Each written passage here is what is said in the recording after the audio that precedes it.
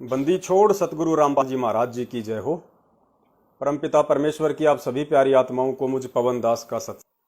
तो आप सभी प्यारी आत्माओं को दास का सत्साहिब और पुण्यात्माओं, जैसा कि आज परमपिता परमेश्वर जी ने पिछले 2-4 दिन से ये पैम्पलेट वगैरह संगत में डलवा रहे थे, मैसेज वगैरह भिजवा रहे थे कि हम लोग परमपिता परमेश्वर जी के आशीर्वाद से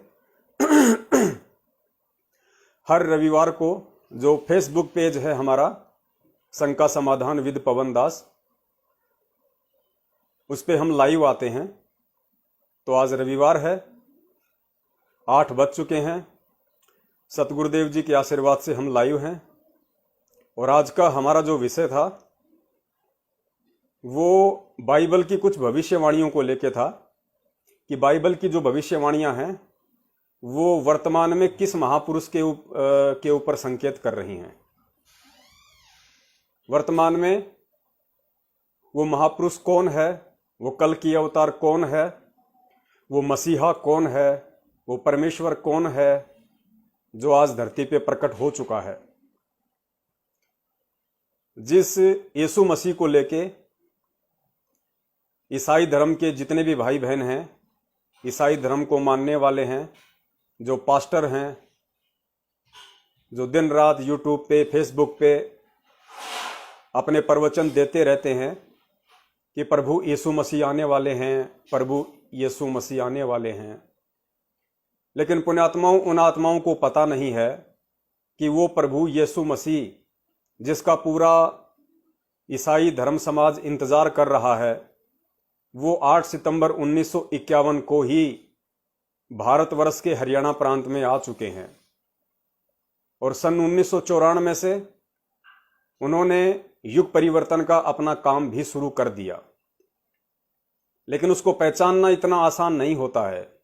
ये बात बाइबल के मानने वाले जितने भी पास्टर हैं, ईसाई धर्म के जितने भी प्रचारक हैं, वो भी अपने संदेशों में, वो कलीसियाओं में जा जाके ये संदेश देते रहते हैं कि जब प्रभु आएंगे तो प्रभु को पहचानना इतना आसान नहीं होगा। प्रभु को केवल वही व्यक्ति पहचान पाएंगे जो युगों युगों से प्रभु के संपर्क में रहे हैं, जिनके भक्ति संस्कार बहुत ज्यादा मजबूत होते हैं, वही प्रभु को पहचान पाएंगे। तो आज ईसाई समाज और ईसाई धर्म के जितने भी पास्टर हैं, प्रचारक हैं, ईसाई धर्म को मानने वाले हैं, वो प्रभु को नहीं पहचान पा रहे।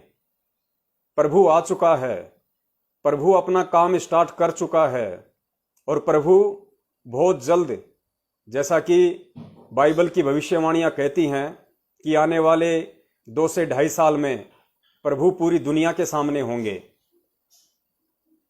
यीशु मसीह पूरी दुनिया के सामने होंगे, बिल्कुल होंगे, पूरी दुनिया के सामने होंगे। लेकिन बाइबल को मानने वाले और ईसाई धर्म के प्रचारकों से मेरी विनती है, मेरी प्रार्थना है, पूरी दुनिया के सामने जो प्रभु यीशु मसीह होंगे वो आज से 2500 वर्ष पहले जो आए थे इस पृथ्वी पे हजरत ईसा के नाम से, जिनके बाद में बाइबल लिखी गई और पूरा ईसाई समाज आज जिनको फॉलो करता है, जीवन के अंतिम समय में जिनको क्रूस पर चढ़ाया गया था, भयानक दर्दनाक उनकी मौत हुई थी, वो प्रभु यीशु आज वापस नहीं आएंगे। क्यों नहीं आएंगे? क्योंकि वो प्रभु यीशु जहां तक की भक्ति उनके पास में थी, जहां तक की इबादत उनके पास में थी, उस इबादत को उस समय वो करके, उस पूजा और भक्ति को उस समय वो करके वो पितृलोक में जा चुके हैं। पितृलोक, स्वर्ग में भी नहीं गए। मुसलमान समाज जिसको जन्नत कहता है, हिंदू जिसको स्वर्ग कहते हैं, ईसा मसीह जी स्वर्ग लोक भी नहीं जा पाए। आज वर्तमान में वो पितृलोक में हैं। और मुसलमान धर्म के जितने भी नबी हैं, यहां तक कि मुसलमान जिनको अपना उत्पत्तिकर्ता मानता है, हजरत मूसा जी को, हजरत आदम जी को, बाबा आदम से लेके हजरत मूसा, हजरत इब्राहिम, हजरत ईसा और मुसलमान धर्म जिसको अपना अंतिम पैगंबर मानता है हजरत मोहम्मद जी, ये सभी नबी यानी बाबा आदम से लेके और हजरत मोहम्मद तक जितने भी पैगंबर हुए हैं, जितने भी नबी हुए हैं, वो सब के सब पितरलोक में हैं। वो स्वर्ग में भी नहीं जा पाए, जन्नत में भी नहीं जा पाए, सब के सब वो पितरलोक में है। लेकिन इस बात को ना तो ईसाई समाज समझ पा रहा, ना इस बात को मुसलमान समाज समझ पा रहा, जबकि खुद जीवनी हजरत मोहम्मद नामक जो पुस्तक है, उस पुस्तक में स्पष्ट लिखा हुआ है हजरत मोहम्मद जी की जीवनी में, परमपिता परमेश्वर, सारी सृष्टि के रचनहार, कुल मालिक कबीर परमेश्वर, जो वर्तमान में 8 सितंबर 1951 के दिन भारत की पावन भूमि में प्रकट हो चुके हैं, हरियाणा प्रांत में, परम पूज्य सतगुरु रामपाल जी महाराज, उन्होंने आके सभी धर्मों को उनके धर्म ग्रंथों से रूबरू करवाया, परिचित करवाया, सभी को उनकी साधना से परिचित करवाया कि तुम्हारी इबादत, तुम्हारी साधना कहां तक की है। तो वर्तमान में जो साधना, जो इबादत, जो पूजा इस पूरे विश्व में परम पूज्य सतगुरु रामपाल जी महाराज जी बता रहे हैं, उस साधना के अलावा, उस इबादत के अलावा आज पूरे विश्व में जितने भी धर्म हैं, उनकी साधना स्वर्ग तक जाने की भी नहीं है। सोचिए, जब मुसलमान धर्म का प्रवर्तक बाबा आदम और ईसा जी, मूसा जी और भी जितने नबी हुए हैं और अंतिम पैगंबर इनका जो ये मानते हैं हजरत मोहम्मद जी, ये सभी पितरलोक में बैठे हुए हैं। लेकिन बेचारे गुमराह हैं, धार्मिक व्यक्ति जरूर हैं, लेकिन इनके ऊपर अज्ञानता का जो काला चश्मा चढ़ा हुआ है, उससे बाहर ये देख नहीं पा रहे हैं। दिखाने वाला तो धरती पे आ चुका है, प्रकट हो चुका है, सन 1994 से दिखा भी रहा है, लेकिन इनके कमजोर भक्ति संस्कार जो ये देख नहीं पा रहे हैं। तो आज हम बात करेंगे परमपिता परमेश्वर, सारी सृष्टि के रचनहार, बाबा आदम से लेके हजरत मोहम्मद जी के उत्पत्तिकर्ता, यानी जिन्होंने बाबा आदम को पैदा किया, जिन्होंने हजरत ईसा जी को पैदा किया और जिन्होंने हजरत मोहम्मद जी को पैदा किया, और इस सृष्टि में प्रत्येक प्राणी को जिन्होंने पैदा किया, वो कबीर परमेश्वर, जो आज वर्तमान में 8 सितंबर 1951 के दिन परम पूज्य सतगुरु रामपाल जी महाराज जी के स्वरूप में धरती पे प्रकट हैं, विद्यमान हैं। बाइबल में जितनी भी भविष्यवाणियां हैं, ये सारी की सारी भविष्यवाणियां आज संत रामपाल जी महाराज जी की तरफ ही इंडिकेट करती हैं, संत रामपाल जी महाराज जी के पंथ की तरफ ही इंडिकेट करती हैं।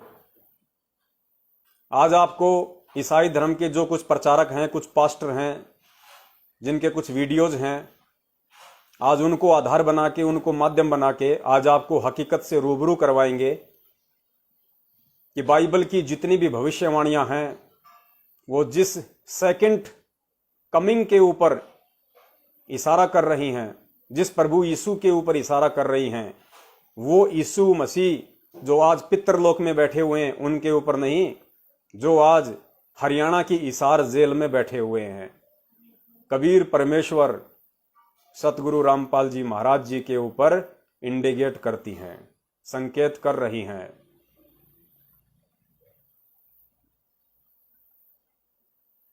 और पुण्यात्माओं, आने वाला समय, जैसा कि दास बार बार बोलता है, आप सबको भी अच्छे से पता है, परमपिता परमेश्वर जी ने भी अपने सत्संगों में काफी बार इन बातों का जिक्र किया हुआ है कि आने वाला जो समय है बहुत पीड़ादायक होगा, बहुत ही ज्यादा खतरनाक होगा। जय गुरुदेव जी की भविष्यवाणियां भी आपने पढ़ी होंगी, बाबा वेंगा की भविष्यवाणियां भी पढ़ी होंगी, फ्लोरेंस की भी पढ़ी होंगी, नास्त्रदमस की भी पढ़ी होंगी। आने वाला समय बहुत ज़्यादा पीड़ादायक होगा। शैतान आपको हर तरीके से दुखी करेगा, परेशान करेगा, आपको तोड़ने की पूरी कोशिश करेगा। एक छोटा सा वीडियो आज दास के पास में आया, अभी हाल ही के दिनों का है, और उस वीडियो को जैसे ही दास ने आज संगत में डाला, फेसबुक पे डाला, यूट्यूब पे डाला, तो संगत में से ही कुछ भगत भाई बहनों का रिएक्शन आया और उन्होंने कहा कि भगत जी आप क्यों डरा रहे हैं, आप क्यों डरा रहे हैं, आपको तो भक्तों को हिम्मत देनी चाहिए और आप इस तरह के ये वीडियो डाल के संगत को डरा रहे हैं, भक्तों को डरा रहे हैं। तो दास ने उनसे कहा कि भाई मैं डरा नहीं रहा, मेरा काम किसी को डराने का नहीं है, मैं आपको हकीकत से रूबरू करवा रहा हूं। जो होने वाला है, जो आने वाला है, जिसको तुम फेस करने वाले हो, जिसका तुम सामना करने वाले हो, मैं तुम्हें परमपिता परमेश्वर जी के आशीर्वाद से, उनकी प्रेरणा से और विश्व के महान भविष्य वक्ताओं की भविष्यवाणियों के आधार से जो सच होती दिखाई दे रही है 101%, उस आधार से मैं तुम्हें सिर्फ आगाह कर रहा हूं, डरा नहीं रहा। और अगर तुम डर रहे हो तो जाहिर सी बात है तुम जरूर भक्ति में गफलत कर रहे हो, क्योंकि डरेगा वही जो भक्ति में गफलत कर रहा होगा, जो परमेश्वर की मर्यादाओं से दूर हटके चल रहा होगा, जिसका अपने गुरु पे विश्वास नहीं होगा, जो अपने गुरु को अपने जैसा एक तुच्छ सा प्राणी, एक मानव, एक मानुष समझ रहा होगा, वही व्यक्ति डरेगा। अन्यथा जो सतगुरु का भगत होगा, सतगुरु का शिष्य होगा, परमेश्वर की शरण में होगा, परमेश्वर की मर्यादित भक्ति कर रहा होगा, उसको डर नहीं लगेगा। उसको तो खुशी होगी कि जल्दी से जल्दी वो पीड़ादायक समय आए, वो भयानक समय आए, उस वैश्विक त्रासदी से पूरा विश्व गुजरे, अपने कर्मों के फल भोगे, और जितनी जल्दी वो पीड़ाएं आएंगी, वो पीड़ादायक समय आएगा, उतनी ही जल्दी हमारे प्रभु यीशु मसीह, असली यीशु मसीह, ओरिजिनल यीशु मसीह, जो हिसार की जेल नंबर 2 में बैठे हुए हैं, वो बाहर आए। वे उसी दिन का तो इंतजार कर रहे हैं। 7 साल हो गई आज परमेश्वर को हिसार जेल में बैठे हुए। अब उनके बाहर आने का समय है भाई। परमात्मा जेल में बैठने नहीं आए। अगर इस संसार में ऐसे ही मौज मची रही, संसार में ऐसे ही सुख शांति का माहौल रहा, तो परमेश्वर को कौन पूछेगा, कौन परमात्मा की भक्ति को पूछेगा। अब तो संकट आने ही आने हैं, भयंकर से भयंकर आने हैं, लोगों की रूह कांप जाएगी। वो समय आने वाला है, और जब तक वो समय नहीं आएगा, इस दुनिया वाले को प्रभु याद नहीं आएगा, परमेश्वर की आवश्यकता महसूस नहीं होगी। और जब तक दुनिया को प्रभु याद नहीं आएगा, लोगों को प्रभु की आवश्यकता महसूस नहीं होगी, तो बताइए प्रभु जेल से बाहर क्यों आएंगे, परमात्मा बाहर क्यों आएंगे। गुरुदेव ने कहा कि ये जो परमेश्वर है, ये मन की पुकार नहीं सुनता, ये आत्मा की पुकार सुनता है। तो आत्मा सही तरीके से कब पुकार करेगी? जब आत्मा के ऊपर संकट आएंगे, परेशानियां आएंगी, पीड़ाओं का सामना करना पड़ेगा, मौत का भय आंखों के सामने दिखाई देगा, तब इस आत्मा को परमात्मा याद आता है। अभी तो ट्रेलर है, अभी तो शुरुआत है। लोग सोच रहे हैं कोई बात नहीं, कोरोना आया था ऐसे ही चला जाएगा, कोई बात नहीं, देखो धीरे धीरे कम हो गया। इस भूल में मत रहना। कोरोना केवल तुम्हें सचेत करने के लिए एक छोटा सा संकेत था, संकेत। और संकेत ने भी दुनिया में कितनी तबाही मचा दी। सोचो जब वो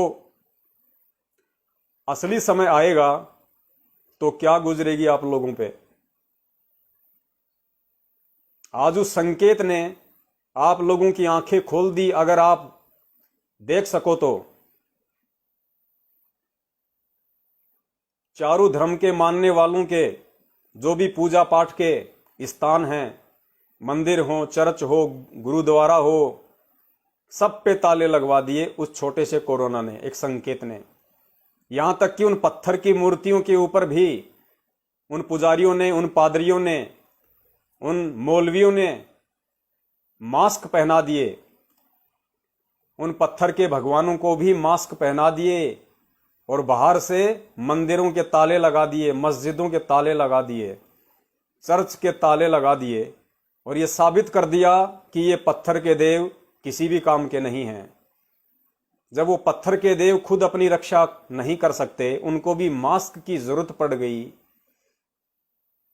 तो सोचिए आने वाले समय में क्या होगा। कौन तुम्हारी रक्षा करेगा? क्योंकि तुम तो अभी तक 4 युगों से इन पत्थर के भगवानों पे ही आश्रित हो। इन पत्थरों के भगवानों के अलावा तो तुम्हें आज तक किसी भगवान का पता ही नहीं है। और जो व्यक्ति पत्थरों की पूजा नहीं करते, जैसे ईसाई धर्म के मानने वाले कहते हैं कि प्रभु यीशु आएगा, प्रभु यीशु आएगा, प्रभु यीशु हमारी रक्षा करेंगे, हमारा बचाव करेंगे। अरे कौन सा प्रभु यीशु तुम्हारा बचाव करेगा भाई, ये तो बता दो। कहाँ है प्रभु यीशु? तुम्हें पता भी है यीशु कौन है, यीशु कहाँ है? यीशु 2,500 वर्ष पहले जब भगवान यीशु आया, तुम्हारा परमेश्वर यीशु मसीह आया 2,500 वर्ष पहले, उस समय तुम्हारा प्रभु यीशु मसीह खुद अपनी रक्षा नहीं कर पाया। इतनी दर्दनाक उनकी पीड़ा हुई, आदमी की रूह कांप जाए, उनके शरीर में कीलें ठोकी गई। क्या प्रभु के साथ ऐसा बर्ताव होता है? वो प्रभु नहीं थे भाई। असल में प्रभु वो था जो यीशु मसीह जी को जब क्रूस पर लटका दिया गया, भयंकर तरीके से जब दर्दनाक उनकी मौत हुई, उनकी मौत के बाद में जो ईसा जी का रूप लेके आया था और जितने भी दिन वो धरती पे रहा था, वो था असली प्रभु यीशु मसीह, जो कबीर परमेश्वर जी थे, कबीर भगवान। अगर यीशु मसीह जी की उस दर्दनाक और खौफनाक मृत्यु के बाद यदि वो कबीर परमात्मा यीशु मसीह का रूप बना के अगर लीला नहीं करते कुछ दिन, तो दुनिया वालों का भक्ति और भगवान से विश्वास उठ जाता कि भाई फिर भगवान कौन है। जब भगवान के साथ भी ऐसा जुल्म होता है, जब भगवान की भी इतनी दर्दनाक और पीड़ा वाली मौत होती है, तो लोग उस भगवान की भक्ति नहीं करते, उस भगवान की इबादत नहीं करते, उसको नहीं पूजते। तो ईसा मसीह की तो खाली फोकट में महिमा बनी थी। कबीर परमेश्वर के आने के बाद, उनकी मृत्यु के बाद, जो कबीर परमेश्वर, कबीर परमात्मा ईसा जी का रूप बना के 10, 15, 20, 30 दिन, जितने भी दिन वो रहे, उन्होंने चमत्कार किए। उससे लोगों में एक आस्था जगी धर्म के प्रति, भगवान के प्रति, भक्ति के प्रति। और उस कबीर परमात्मा ने भक्ति को दोबारा से जीवित किया। वरना ये जो शैतान है, जिसको बाइबल में लूसीफर कहा गया है, मुसलमान धर्म वाले जिसको शैतान कहते हैं, हिंदू जिसको काल कहते हैं, वो लूसीफर, वो शैतान, उसने तो अपना पूरा काम कर दिया था हजरत ईसा को ऐसी दर्दनाक मौत देके, ताकि लोग भक्ति ही भूल जाएं। लेकिन वो सबका उत्पत्ति करता, लूसीफर का भी बाप कबीर परमात्मा, उसको पता था कि अगर मैं ईसा मसीह का रूप बना के वापस नहीं गया तो लोगों का भक्ति और भगवान के ऊपर से विश्वास उठ जाएगा। इसलिए वो कबीर परमात्मा ईसा मसीह जी का रूप बना के आए धरती पे, लोगों को सुख दिए, चमत्कार किए, मुर्दों को जिंदा किया, और लोगों की आस्था बनी रही आज तक। भले आज लोग उस ईसा मसीह जी को पूज रहे हैं जिनकी दर्दनाक मौत हुई थी, जो आप और हमारी तरह एक जीव की श्रेणी में थे, एक मनुष्य थे, मां से जन्म लेके आए थे, भले ही आज उनकी महिमा बन रही है, लेकिन परमात्मा ये नहीं देखता कि महिमा किसकी बन रही है। परमात्मा ये देखता है कि भक्ति बनी रहे, भगवान के प्रति लोगों में आस्था बनी रहे। और जब मैं आऊंगा पृथ्वी पे, जब मेरा ठीक का समय आएगा वापस पृथ्वी पे आने का, जिसके विषय में बाइबल में लिखा हुआ है कि प्रभु यीशु मसीह आएंगे, प्रभु यीशु मसीह आएंगे, उस समय तक ये आत्माएं भले ही उस ईसा मसीह जी के पीछे लगी रहें, लेकिन कम से कम भक्ति से तो जुड़ी रहें, उल्टे कर्म तो ना करें, कुकर्म तो ना करें। लेकिन आज ईसाई समाज और मुसलमान समाज इन सब बातों को नहीं समझ पा रहा। इसीलिए रविदास जी ने अपनी भविष्यवाणी में कहा है कि जब वो युग परिवर्तन का समय आएगा, जब वो महाविनाश का समय आएगा, मार काट का समय आएगा, वैश्विक त्रासदी का समय आएगा, उस समय इन चारों धर्मों में से ईसाई धर्म सबसे ज्यादा घाटे में रहेगा। ईसाई धर्म सबसे ज्यादा घाटे में रहेगा, क्योंकि ये लोग उस प्रभु यीशु मसीह को जो 8 सितंबर 1951 के दिन परमपिता परमेश्वर सतगुरु रामपाल जी महाराज जी के रूप में धरती पे प्रकट हो चुका है, उसको नहीं पहचान पाएंगे। जिस प्रकार जीते जी लोग ईसा मसीह को नहीं पहचान पाए, उसके साथ में लड़ाई झगड़ा मार काट, ऐसी दर्दनाक अंत में उनको मौत दी। सोचिए 2500 वर्ष पहले अगर उस समय के व्यक्ति, उस समय का राजा अगर ये मानते कि ईसा जी भगवान है, परमात्मा है, तो उसके साथ ऐसा बुरा बर्ताव नहीं करते। तो पुण्यात्माओं, ईसाई लोग तो सबसे ज्यादा घाटे में रहेंगे, सबसे ज्यादा। और जो लोग ईसाई धर्म को अपना रहे हैं वो सबसे ज्यादा घाटे में जाएंगे, क्योंकि भगवान तो आ चुका है और भगवान को पहचानने के लिए ज्ञान वाली आंखें चाहिए। अब बताइए, तुम्हारा प्रभु यीशु मसीह जिसको तुम जानते नहीं, जिसको तुम पहचानते नहीं, और तुम्हारे अनुसार तो अभी वो धरती पे आया भी नहीं, और तुम कहते हो कि जो विनाश का समय है वो 2023-24 में शुरू होने जा रहा है, और तुम कहते हो कि प्रभु यीशु मसीह भी आया ही नहीं। अगर आ गया होता तो तुम उसको पकड़ लेते, अब तक तो आप उसकी पहचान कर ही लेते, जाहिर सी बात है। लेकिन अभी तक आप लोग यूट्यूब पे वीडियो बना बना के, जो पास्टर हैं, जो ईसाई प्रचारक हैं, वो कह रहे हैं कि प्रभु यीशु मसीह आने वाले हैं, प्रभु यीशु मसीह के आने के ये संकेत हैं, जब ये संकेत हो जाए तो समझ लेना प्रभु यीशु मसीह आ गए। लेकिन आज तक तुम लोग उस प्रभु यीशु मसीह को नहीं पहचान पाए, और तुम ही कहते हो बाइबल की भविष्यवाणियों को आधार बना के कि आने वाले 2 से 3 वर्षों में युग परिवर्तन होने वाला है, भयंकर रूप से विनाश होगा, तांडव मचेगा, और प्रभु यीशु मसीह अभी तक आया नहीं जो तुम्हें बचाने वाला है। तो ईसाई तो घाटे में रहेगा भाई।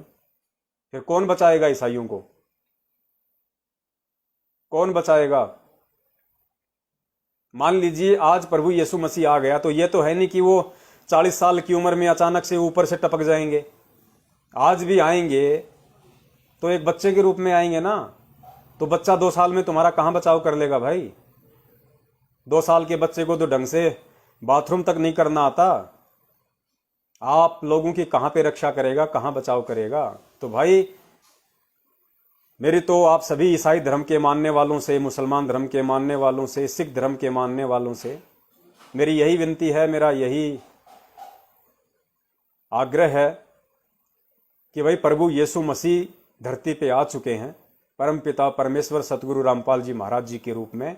अब उनके अलावा और कोई ईसा मसीह नहीं आने वाला है। व्यर्थ में आंखें फाड़ के इंतजार मत करो। और जिसका तुम इंतजार कर रहे हो 2500 वर्ष पहले वाले ईसा जी का, जिनकी दर्दनाक मौत हुई थी, वो भाई बाबा आदम के साथ में पितरलोक में बैठा हुआ है, पितरलोक। तो उनका इंतजार करना व्यर्थ है। उन्हें पहचानो जो आ चुका है। और आप लोग जो यूट्यूब पे प्रचार करते हैं, आज आप ही की भविष्यवाणी को लेके थोड़ा सा मैं जिक्र करूंगा, आप लोगों को भी जगाने की कोशिश करूंगा। और साथ में मेरे जितने भी भगत भाई बहन हैं, परमपिता परमेश्वर सतगुरु रामपाल जी महाराज जी के जितने भी शिष्य हैं, शिष्या हैं, उनको भी ये बताने की कोशिश करेंगे कि आज विश्व के जितने भी धर्म हैं, जितने भी धर्म ग्रंथ हैं, और उन धर्म ग्रंथ में जितनी भी भविष्यवाणियां हैं परमात्मा के आने को लेके, वो सारी की सारी भविष्यवाणियां इस पूरी पृथ्वी पे केवल एक ही महापुरुष के ऊपर फिट बैठती हैं, और उनका नाम है संत शिरोमणि जगत गुरु परमपिता परमेश्वर सतगुरु रामपाल जी महाराज। क्योंकि जाहिर सी बात है, हाथी के कपड़े कभी भी जोटे के ऊपर फिट नहीं बैठ सकते। हाथी के कपड़े तो हाथी पे ही फिट बैठेंगे। जबरदस्ती कोई जोटे के ऊपर बैठाने की कोशिश करेगा, नहीं बैठेंगे, उसका मजाक निकलेगा। तो सबसे पहले तो आपको एक छोटा सा वो वीडियो दिखाते हैं जो एक संकेत है कि आने वाले समय में ये काल, ये शैतान, ये लूसीफर किस तरीके से आप लोगों को मजबूर कर देगा, बाध्य कर देगा अपने घरों में बंद रहने के लिए। आर्थिक रूप से आपकी कमर तोड़ी जाएगी, क्योंकि उस शैतान की प्रेरणा से, काल की प्रेरणा से आज विश्व की जितनी भी गवर्नमेंट हैं, जितनी भी सरकारें हैं, भारत सरकार से लेकर चाहे अमेरिका की सरकार हो, चाहे ब्रिटेन की सरकार हो, ये जितनी भी सरकारें हैं, ये सारी की सारी सरकारें उस शैतान के अधीन होकर चल रही हैं। शैतान के अधीन होके, शैतान से बाहर ये कुछ नहीं कर सकती। और शैतान चाहता है इस समय लोगों को दबाना, लोगों को झुकाना, लोगों को तोड़ना, लोगों को परेशान करना। शैतान चाहता है कि हर प्राणी मेरी गुलामी करे और एक बार फिर से अंधेरे का शासन कायम हो जाए, अंधेरे का साम्राज्य कायम हो जाए, शैतान का साम्राज्य कायम हो जाए। हर आदमी उसकी गुलामी को स्वीकार कर ले। बात चाहे कोरोना वैक्सीन को लेके हो, बात चाहे आने वाले समय में एक छोटी सी माइक्रोचिप की हो, हर तरीके से आपको हर देश की सरकार उस देश की जनता को गुलाम बनाने की भरपूर कोशिश करेगी, अपनी मनमानियां उनके ऊपर थोपने की भरपूर कोशिश करेगी। आर्थिक रूप से चाहे लॉकडाउन हो, चाहे कोरोना हो, चाहे अन्य कोई रीजन हो, आप लोगों की आर्थिक रूप से कमर तोड़ने की भरपूर कोशिश करेगी। क्योंकि जिसके घर में खाने को दाने नहीं होंगे, उसके पास सिवाय उस सरकार के आगे झुकने के, उस लूसीफर के आगे झुकने के, शैतान की बात मानने के और कोई चारा शेष नहीं रहेगा। और वो यही चाहता है। तो छोटा सा वीडियो मैं आपके सामने पेश करूंगा जो मैंने आज ही संगत में भेजा था, और बहुत सारे लोग उस वीडियो को देख के डर गए, सहम गए। ये कोरोना काल का है, अभी लॉकडाउन लगा हुआ है, आप सभी को पता है। और लॉकडाउन के बाद में किस तरीके से आप लोगों को बाध्य करने की प्लानिंग की जा रही है सरकारों के द्वारा, पुलिस प्रशासन को निमित्त बना के, माध्यम बना के। अभी लॉकडाउन है, दुकानें बंद हैं, लेकिन अनाउंसमेंट करना शुरू हो गया है। क्या अनाउंसमेंट शुरू हो गया है कि जैसे ही लॉकडाउन खुलेगा और 45 साल से ऊपर जितने भी व्यक्ति हैं, यदि उन्होंने कोरोना वैक्सीन नहीं लगवाई, उन्होंने टीका नहीं लगवाया, तो उनको दुकानें नहीं खोलने दी जाएगी। आम जनता के लिए ये आदेश निकालने शुरू हो चुके हैं। एक बार सुन लीजिए। ये सभी व्यापारी भाई ध्यान दें, सभी आम लोगों से भी अपील है कि जिन लोगों की उम्र 45 वर्ष है और उन लोगों ने वैक्सीनेशन नहीं कराया है, ऐसे लोगों को उनके व्यापारिक प्रतिष्ठान पर नहीं बैठने दिया जाएगा। ऐसे आम लोग जिन्होंने 45 वर्ष उम्र है, उससे ऊपर है, वैक्सीनेशन नहीं कराया, उनके घर से निकलने की अनुमति नहीं होगी। लॉकडाउन जैसे ही खत्म होगा, आपको इन नियमों का अनुमति नहीं होगी। लॉकडाउन जैसे ही खत्म होगा, आपको इन नियमों का पालन करना होगा। दुकानें केवल उन्हीं की खुलेंगी जिनकी उम्र 45 वर्ष और उससे ऊपर है और उन्होंने वैक्सीनेशन कराया है। यदि उस उम्र के व्यापारी हैं जो अपने व्यापारिक प्रतिष्ठान पर बैठते हैं और उन्होंने वैक्सीनेशन नहीं कराया है, तो उसको उस व्यापारिक प्रतिष्ठान पर नहीं बैठने दिया जाएगा। ई रिक्शा वाले, ऑटो, बस ड्राइवर आदि या सार्वजनिक स्थानों पर जिन लोगों की उम्र 45 साल है, उन्होंने वैक्सीनेशन नहीं कराया है। ये देखिएगा ये किस तरीके से धीरे धीरे प्रचार शुरू हो चुका है पुलिस प्रशासन के द्वारा, कि चाहे आम प्राणी हो, चाहे कोई भी व्यक्ति हो जिसकी उम्र 45 साल से ऊपर है, यदि उसने वैक्सीनेशन नहीं लगवाया तो उसको घर से बाहर नहीं निकलने दिया जाएगा। उसके यदि कोई संस्थान है, कोई दुकान है, वहाँ पे उसको नहीं बैठने दिया जाएगा, खोलने भी नहीं दी जाएगी। कोई बस ड्राइवर है, ऑटो ड्राइवर है, रिक्शा ड्राइवर है, अगर वैक्सीनेशन नहीं लगवाई तो उसको रोड पे नहीं चलने दिया जाएगा। उसके बाद फिर जो 45 साल से नीचे हैं, 20 साल से ऊपर हैं, फिर उनके लिए आदेश निकाल दिया जाएगा। तो ये होगा, ये होना बहुत जरूरी भी है। दुनिया को अपनी औकात याद दिलाना बहुत जरूरी है। काल अपनी चाल चलेगा, लेकिन वो परमात्मा काल की चाल से ही सदा अपना काम निकालता है। तो इस वीडियो के देख के बहुत सारे हमारे भगत भाई बहन दुखी हुए, परेशान हुए, वो डर गए और दास को कहा कि भगत जी आप ये मत भेजो। अरे भाई क्यों ना भेजूं, सच्चाई से कब तक मुंह फेरोगे। मेरा तो शुक्रिया अदा करना चाहिए आप लोगों को कि आपको समय रहते मैं चेता रहा हूं कि भैया इस परमात्मा से दूर मत हो जाना, इस भगवान से दूर मत हो जाना। इस परमपिता परमेश्वर, इस यीशु मसीह, इस प्रभु सतगुरु रामपाल जी महाराज जी की सत भक्ति से और इसकी मर्यादाओं से दूर मत हो जाना, वरना आने वाले समय में तेरा कहीं ठोर ठिकाना नहीं है। काल तुझे नंगा नाच नचाएगा, नंगा नाच। ये जितने भी लोग जो आज इस पंथ को छोड़ के जा चुके हैं अपनी मूर्खता के चलते, अपनी महाअज्ञानता के चलते, जो सतगुरु रामपाल जी महाराज जी के यथार्थ 13वें कबीर पंथ को छोड़ के और काल एजेंटों के झांसे में आके उनकी मीठी मीठी वाणियों और बातों में फंस के जो इस परमपिता परमेश्वर से अपनी नीयत डिगा चुके हैं, उनकी नजरों में गिर चुके हैं, दूसरे संत और पंथों के पास में जा चुके हैं, उनकी क्या दुर्गतियां होंगी आप देखना। आने वाले समय में ज्यादा इंतजार नहीं करना पड़ेगा आप लोगों को। वो फिर वापस आने की कोशिश करेंगे, फिर वापस इधर दौड़ने की कोशिश करेंगे। लेकिन परमेश्वर की एक वाणी है कि रहीमन धागा प्रेम का मत तोड़ो छिटकाए, टूटे से फिर ना जुड़े और जुड़ भी जाए तो गांठ पड़ जाए। भले तुम वापस भी आओगे और तो तुम्हारे पास कोई चारा होगा ही नहीं, तुम तो छोड़ो पूरी दुनिया आएगी। आज जो लोग इन पत्थर के देवों को पूज रहे हैं, जो मजारों को पूज रहे हैं, चर्च और गिरजाघरों में जो घंटे बजा रहे हैं, जब इन्हें लगेगा कि ये घंटे खाली थोथे हैं, ये पत्थर तो वास्तव में पत्थर हैं, ये मजारें तो वास्तव में निर्जीव हैं,